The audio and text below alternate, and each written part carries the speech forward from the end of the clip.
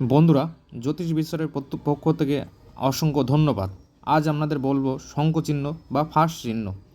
এই চিহ্ন একটি মাত্র আঙুলে থাকলে সংশ্লিষ্ট ব্যক্তি সুখী হয়।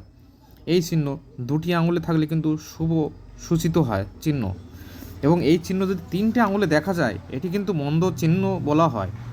এই চিহ্ন যদি চারটে আঙুলে থেকে থাকে তবে কিন্তু সেটা খুব ভালো সূচক হিসেবে ধরা হয়।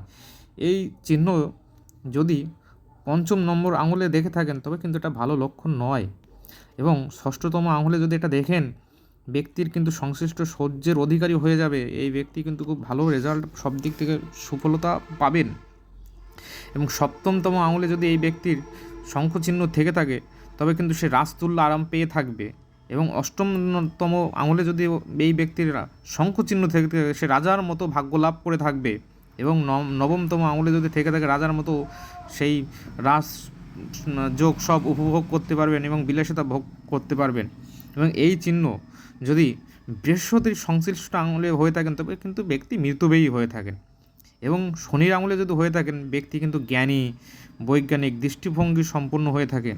এই চিহ্ন যদি রবির আঙুলে দেখা যায় তবে অর্থ ব্যবসায় নষ্ট হয়। এবং এই চিহ্ন